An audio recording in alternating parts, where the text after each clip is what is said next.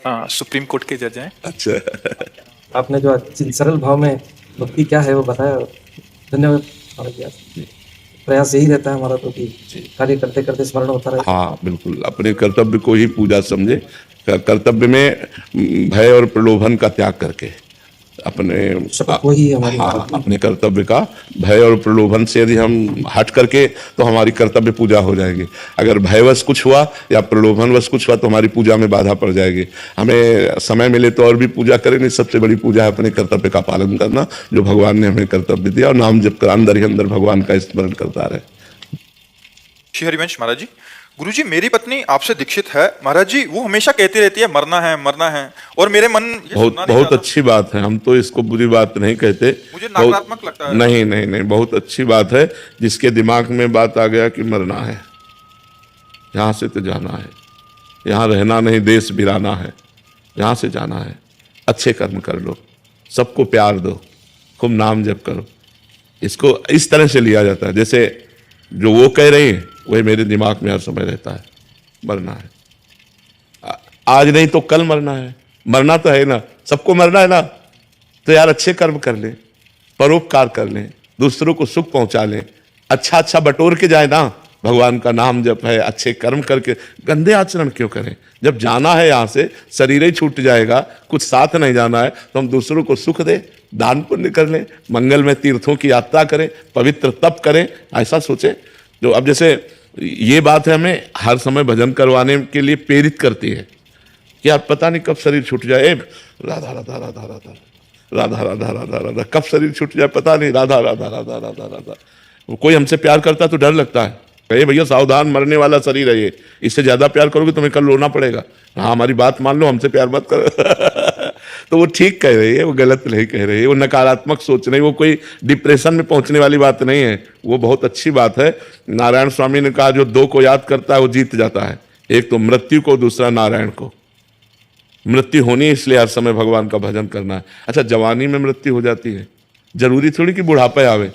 खेलते खेलते लोग मर गए, नाचते नाचते लोग मर गए, खाते भोजन टेबल में रखा है, कब कहाँ मतलब कनेक्शन कट जाए, बिजली है, बिजली गई खत्म खेल, ये हिलन डुलन जो चल रहा है, बिजली गई खत्म खेल हो गया। इसलिए भगवान का नाम जप। महाराज जी आपके चरणों में दंडवत प्रणाम। गुरुदेव भगवान, क्या मैं पूर्ण शरणागत हूँ या पूर्ण समर्पित हूँ, या केवल ऊपर से भजन साधना करता हूँ, या केवल दिखावट है? इसका ज्ञान मुझे देखो, तीन प्रकार की शरणागति होती है, एक वचन की, एक मन की और एक तन की। तो पहली शरणागति तो अपने लोगों की है ही है कि हम वचन से कहते हैं हे प्रभु हम आपकी शरण में, है नहीं? अब तन की शरणागति तब मानी जाएगी जब हमारे तन से केवल भगवान के लिए ही कार्य हो, कोई पाप कर्म ना हो। ये शरीर भगवान का यंत्र है, अब इस शरीर पर मेरा अधिकार नहीं है, भगवान को दे दिया तो भगवान जैसे चाहे वैसे चलावें। अब हम इस शरीर से कोई पाप कर्म नहीं करेंगे। मन भगवान को दे दिया तो निरंतर भगवान का भजन हो रहा है, तभी माना जाएगा। तो अब इसमें अपने को देखना होगा कि अपनी शरणागति कहाँ है। वाणी से केवल है, शरीर से नहीं है, मन से नहीं है और स्वयं से नहीं है। स्वयं से जब शरणागति हो जाएगी तो सब शरणागति हो जाएगी। स्वयं में अभी हमारे बहुत कुछ है, माता पिता भाई बंधु परिवार रिश्ते नाते खाना पीना सोना जागना अनुकूलता प्रतिकूलता मान अपमान सब है ना।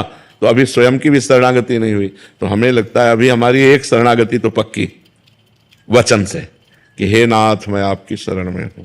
यही धीरे धीरे हृदय में उतरे तो हमारे शरीर की शरणागति हो जाए कि कोई पाप आचरण न बने, सब भागवतिक आचरण बने, और फिर मन पाप सोचे ना, भगवान का ही भजन करे और स्वयं में ठसक रहे कि मैं भगवान की शरण में हूँ, तब पूर्ण शरणागति हो जाएगी।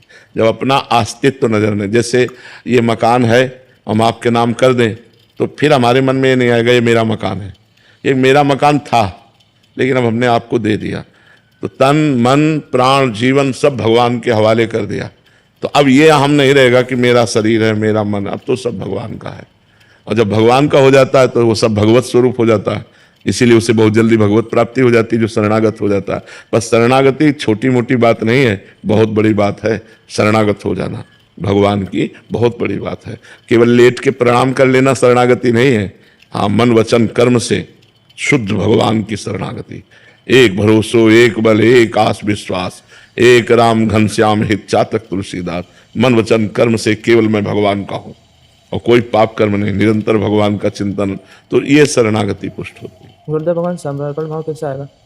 नाम जप करो, सत्संग सुनो, भगवान की कथाएं सुनो, तो हमारा मन भगवान की तरफ खींचे ना, तो भगवान की तरफ समर्पण होने लगेगा। समर्पण हो गया तो बचा क्या फिर? बहुत आनंद आ जाएगा फिर।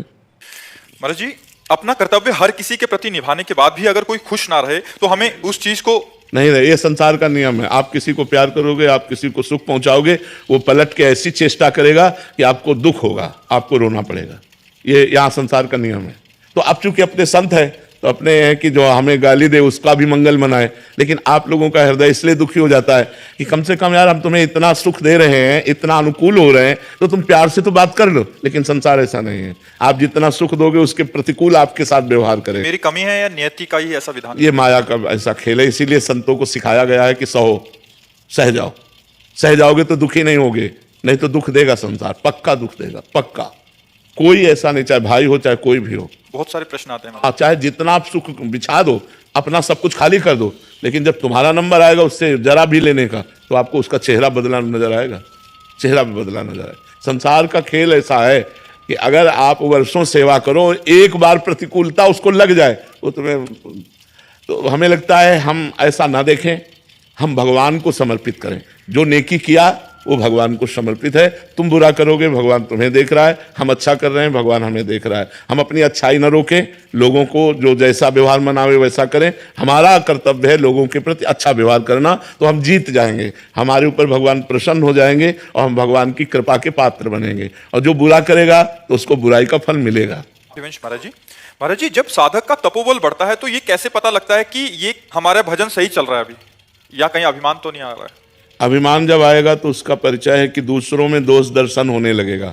अपने में गुण का भाव और दूसरे में दोष का दर्शन, ये अभिमान की पहचान है। अपने में गुणों को देखना, ये अभिमान का लक्षण है। अपने को मैं के आगे कुछ भी लगा लेना, वो दोष जनित हो जाता है। मैं तो वो फिर परेशान कर देगा। भगवान की कृपा से भजन हो रहा है। मेरी सामर्थ्य क्या कि मैं तप कर सकूं, भजन कर सकूं, साधना कर सकूं, ये तो हरि गुरु की कृपा है। तो सतमार्ग में हमारे पैर टिके हुए हैं, नहीं तो इतनी फिसलन माया की है कि न जाने कहाँ फिसल के हम चले जाते। ये तो गुरु की कृपा है, ये तो भगवान की कृपा है, ऐसा माना जाता है परमार्थ पथ पे। तब अहंकार प्रकट नहीं होता, अहंकार दब जाता है।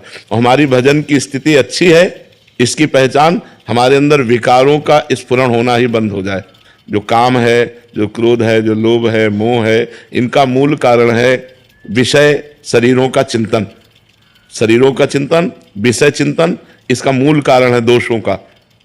ध्यायते विषयान पुंसान संगास्ते सूप जायते, संगात संजायते कामा, कामात क्रोधो भी जायते, क्रोधात भवति सम्मोहा, सम्मोहात स्मृति विभ्रमा, स्मृति भ्रंशात बुद्धिनाशो, बुद्धिनाशात प्रणश्यति। मूल कारण विषयों का ध्यान, विषयों का चिंतन, वही आसक्ति पैदा करता है काम की, वही कामना प्रकट करता है। कामना में बाधा लगने पर क्रोध आ जाता है, क्रोध आ जाने पर स्मृति भ्रम में पड़ जाती, मूढ़ता आ जाती, मूढ़ता आ जाने पर बुद्धि का नाश हो जाता है। बुद्धि का नाश ही सर्वनाश कहा गया है। जिसकी बुद्धि भ्रष्ट है उसका सर्वनाश निश्चित है।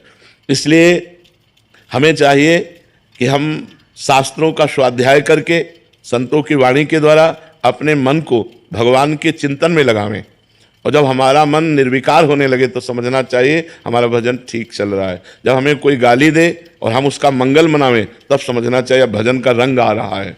और जब सब में भगवान दिखने लगे तो समझ जाना चाहिए कि भजन परिपक्व हो गया है। सिय राम में सब जग जानी, करो प्रणाम जोरी जुग पानी। तो समझे कि अब हमारा भजन परिपक्व होने जा रहा है, क्योंकि सर्वत्र स्त्री पुरुष ना देखकर, जड़ चैतन्य ना देखकर, पापी पुण्यात्मा ना देखकर, एकमात्र भगवान की जो सत्ता देखता है, वासुदेवाश्रम इति समहात्मा सुदुर्लभा, वो महात्मा बड़ा दुर्लभ है जो सर्वत्र भगवान का दर्शन करता है। महाराज जी राधे राधे।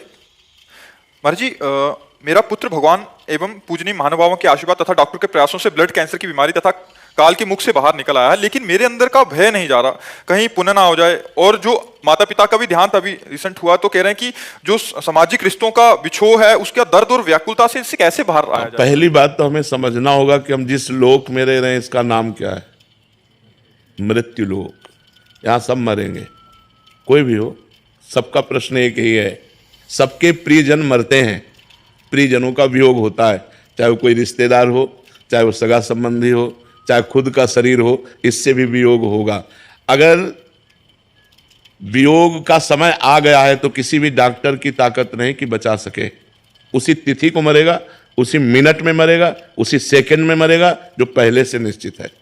हमें चिंता नहीं करनी। आपके प्रयास से या डॉक्टर के प्रयास से मृत्यु की तिथि और मृत्यु के समय को टाला नहीं जा सकता। कोई कितना भी सिद्ध डॉक्टर हो, मृत्यु के समय को नहीं टाल सकता। जो विधना ने लिख दिया छठी राव के अंक, राई घटे न तिल बढ़े, रहुरे जीव निशंक। चिंता क्यों करते हो? जब जाना है तभी जाना है, और जब तक जाना नहीं है तो कोई भी हमें मार नहीं सकता, और जब जाना है तो हमें कोई रोक नहीं सकता। ये पक्का विधान समझ लो तो निर्भय हो जाओगे। अधिक प्रियता के कारण लगता है कि इस समय तो बच गया, कहीं पुनः कैंसर ना प्रकट हो जाए, कहीं पुनः ऐसा, वो हमारा अधिक प्रेम होता है। हम यहाँ सबसे प्रेम करते हैं, जिसको सांसारिक भाषा में राग कहते हैं, मोह कहते हैं, हम उसे भागवतिक शब्द में प्रेम कहते हैं। शरीरों का अधिक लगाव हो जाने के कारण हम मृत्यु से भयभीत हो जाते, चाहे अपने शरीर चाहे अपने प्रियजनों के। अधिक प्रीति मन भा संदेहा, तो लगता कहीं ऐसा ना हो जाए, कहीं ऐसा ना हो जाए। तो हमें लगता है निश्चिंत रहना चाहिए। जिस दिन जाना उस दिन आप रोक नहीं सकते, और जिस दिन नहीं जाना जब, तो आप मिटा नहीं सकते। कितना प्रहलाद जी के मारने का उनके पिता हिरण्यकश्यप ने ही कितना प्रयास किया, बाल बांका नहीं हुआ। तो हमें लगता है पुत्र को भी नाम जपवाओ और आप भी नाम जप करो और निश्चिंत होकर के रहो, बिल्कुल डरो मत। जब जहाँ जो होना है वो हो के रहेगा। सुनो भरत भावी प्रबल, बिलख कहो मुनिनाथ, हानि लाभ जीवन मरण जस अपजस विधि हाथ। वो हमारे तुम्हारे हाथ में नहीं, किसी के हाथ में नहीं, विधि हाथ। हानि लाभ जीवन मरण जस अपजस विधि हाथ। निश्चिंत रहो, नाम जप करो, और ये ध्यान रखो कि इस लोक का नाम है मृत्यु लोक, या हम सब मरेंगे। हमारी सबकी एक तिथि है, तारीख है, समय है, दिन है, हमें पता नहीं, पर हमें जाना पड़ेगा यहाँ से। जाने के लिए जो तैयार है वही बुद्धिमान है, जो यहाँ तैयारी नहीं कर पा रहे वही पछता कर जाएंगे। तैयारी क्या है? भगवान का नाम जप करना, परोपकार करना, तीर्थयाटन करना, दूसरे का हित कर देना और निरंतर नाम जप करना, तो ये तैयारी है। यहाँ से जाना, यहाँ कुछ अपना नहीं, न कुछ हमारे साथ जाएगा, न कोई हमारे साथ जाएगा। दुनिया में लाखों का मेला जुड़ा, हंसा जब जब उड़ा तो अकेला उड़ा। अकेले जाना है, अपने कर्मों का हिसाब भोगना है। इसलिए नाम जप करो, अपने कर्तव्य का पालन करो और निश्चिंत रहो। तुम्हारा पिता का कर्तव्य है तो तुम पिता रूप से पुत्र की पूरी व्यवस्था करो, इसके बाद भगवान के ऊपर छोड़कर निश्चिंत हो जाओ, चिंता मत। महाराज जी कहते हैं जो होता है अच्छे के लिए होता है, पर महाराज जी अच्छे लोगों के साथ बुरा और बुरे लोगों के साथ अच्छा होता है, ऐसा क्यों देखा जाता है? हाँ, ऐसा थोड़ी देर के लिए दिखाई दे सकता है, हम आपकी बात मानते हैं। इसलिए दिखाई दे सकता है कि जो बुरा कर्म कर रहा है वो अभी कर रहा है वर्तमान में, लेकिन पीछे उसने जो अच्छा कर्म किया वो इस समय उसको फल दे रहा है, तो बुराई में भी वो उन्नति को प्राप्त हो रहा है। और एक अभी अच्छा कर्म कर रहा है लेकिन पीछे उसने बुरा किया, तो बुरे कर्म का फल आया दुख। वो अच्छा करते हुए भी दुख भोग रहा है और वो बुरा करते हुए भी सुख भोग रहा है। इसके पीछे उसका प्रारब्ध कर्म है, ना कि वर्तमान का कर्म तो अच्छा है और अच्छे का फल अच्छा होता है, बुरे का फल बुरा होता है। तो ये वर्तमान का किया हुआ कर्म आगे उसको दंड देगा या आगे उसको सुख देगा। अच्छे कर्म का फल सुख होता है, लेकिन जो हमारा बीता हुआ काल है, भूतकाल है, उसमें जो हमने पाप किए हैं, तो आज हम अच्छे कर्म कर रहे हैं, हमें दुख भोगना पड़ रहा है।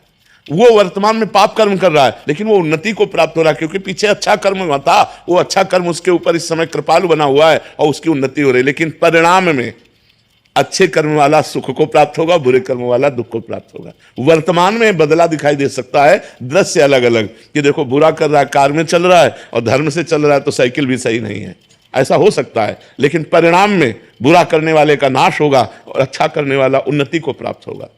महाराज जी आप जैसा बोलते हैं कि अपनी राधा नाम की अटैची रेडी रखो और इस माया जाल से निकलो और ठसक लाओ भगवत प्राप्ति की। आपकी कृपा से ठसक तो बनी है, पर इस ठसक में और आगे प्रगति कैसे करें महाराज जी, और ठसक पूरी हो? निरंतर सुमिरन, संसार का चिंतन छूटे और प्रभु का निरंतर चिंतन हो, इसी से सब सद्गुण आ जाएंगे।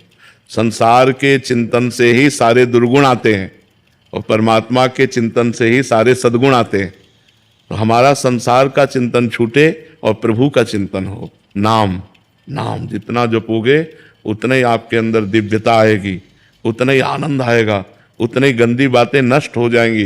दुर्वासना मम सदा परिकर्षयन्ति, जो हमारे अंदर दुर्वासना खींचती है, शरीर आकर्षण, भोग आकर्षण, रुपये का आकर्षण, मान सम्मान, ये चकाचौंध संसार की, ये मायाकृत है, ये सत्य नहीं है, अंत में तुम्हारे साथ जाने वाली नहीं है।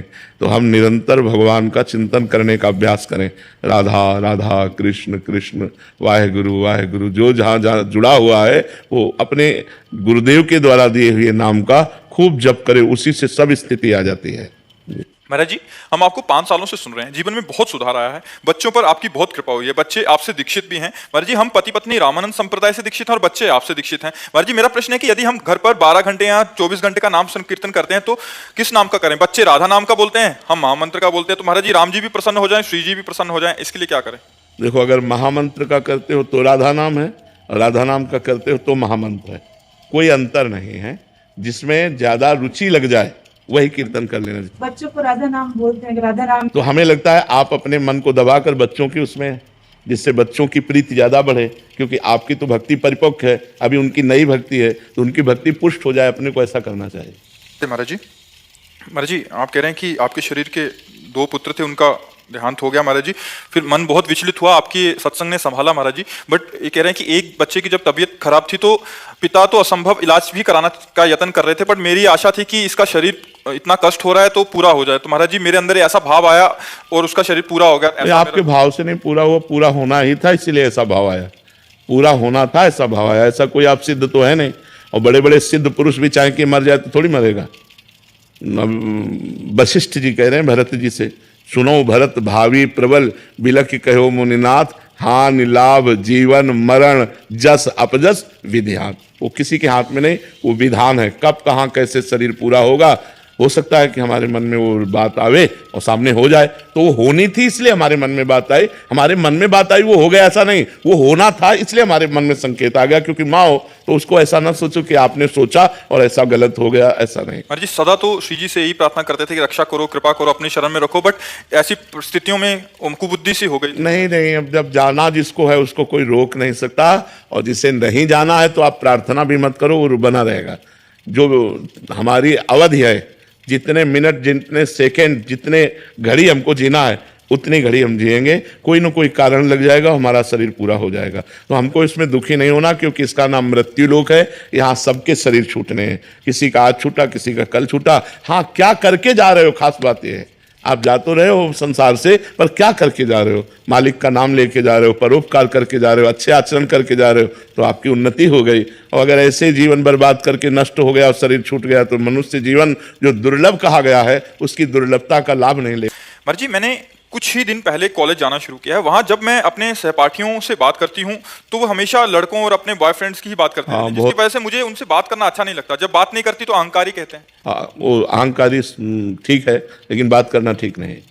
अहंकारी को हमको कहें या हमको बेवकूफ़ कहें या पुराने ज़माने की कहें, ये बात ठीक है, लेकिन हमको ऐसे बच्चों से बात नहीं करनी जो हमारे अंदर गंदी बातें डालें, जो गंदे संस्कार डालें, जो गंदे मार्ग में बढ़ने के लिए कहें। मित्र वही होता है जो अच्छे मार्ग में बढ़ावे, कुपंथ का त्याग कराकर सुपंथ में चलावे, उसे मित्र कहते हैं। बिल्कुल आप अपने को सुरक्षित रखिए। देखो, जब तक आप पढ़ाई में हो, जब तक आप अपने जीवन को किसी पद पर, किसी उन्नति पर ना, तब तक मनोरंजन में मत लगो। ये जो देह का गलत संबंध है, ये तुम्हारे मन को इतनी जल्दी खींच लेगा कि फिर पढ़ाई में भी मन नहीं लगेगा, आपको अपने मम्मी पापा की आज्ञा का पालन करने का मन नहीं लगेगा। धीरे धीरे आप व्यसन में उतर जाएंगी, धीरे धीरे आप गंदे आचरणों में उतर जाएंगी। तो जो आप हमारे देश में आकर के कोई उन्नति करने वाली थी, वो आपसे नहीं फिर हो पाएगी। देखो, हमारे देश में आजकल माताओं बहनों का बहुत बड़ा स्थान है। राष्ट्रपति भी हमारे देश की देवी ही है। तो ऐसा नहीं कि बच्चियां, देखो बच्चियां जाकर बॉर्डर में राइफल गन लिए हुए गोली खाने के लिए तैयार है। कभी भी कहीं से भी गोली आ सकती है, लेकिन हमारी बच्चियों में कोई कमी, वो पूरे। पर अगर हम स्कूल पीरियड में ही अपने मन को विभाजित कर देंगे व्यसन में, व्यभिचार में, ये गंदी बातों में, तो हम आगे उन्नति कैसे प्राप्त कर पाएंगे? अभी हम बच्चे हैं। जब आप बॉयफ्रेंड बनाओगे, जब आप गलत विचारों में फंसोगे, तो एक दूसरे के विचारों का आकर्षण होगा और वो तुम्हारे चिंतन पर दबाव डालेगा, चाहे वो कामासक्त करके, चाहे वो काम क्रीड़ा के बाद का दबाव। वो दबाव आपको धीरे धीरे व्यसन की तरफ ले जाएगा, और व्यसन का दबाव पतन की तरफ ले जाएगा। देखो बच्चा बोला ना कि हम जब स्कूल में जाने की, तो स्कूल के हमारे मित्र हमको ऐसा, और अगर हम वैसा नहीं चलते तो हमें अहंकारी। तो अब इस बच्चे से पूछो कि तुम्हारे संग में कितने ऐसे हैं जो तुम्हारा साथ देने वाले हैं? कोई साथ नहीं देगा, उपहास और करेगा। हमारे परिवार हो, हम आपको सुधारने के लिए प्रेरणा करते हैं कि आप ऐसे आचरणों से यदि युक्त रहेंगे तो आध्यात्मिक और आधुनिक दोनों उन्नतियां आपके पतन की तरफ चली जाएंगी। अगर आप संयम से रहेंगे तो आप आधुनिक और आध्यात्मिक दोनों उन्नति को प्राप्त हो सकते हैं। तो आप बच्चा अपनी स्थिति में रहिएगा, किसी के चक्कर में मत पड़िएगा। कोई अहंकारी कहे या कोई पुराने जमाने की कहे या कोई बेवकूफ़ कहे, हमको इन बातों से लेना देना नहीं। हमें धर्म से चलना है, पवित्र होकर चलना है।